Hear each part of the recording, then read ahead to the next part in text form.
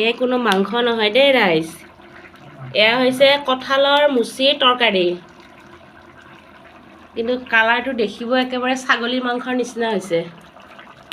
খৰিৰ জুই বৰ্তমান পৰিস্থিতিৰ প্ৰতি লক্ষ্য ৰাখি যিহেতুকে গেছৰ একেবাৰে নাটনি, সেইকাৰণে আমাৰ খৰিয়ে বেষ্ট।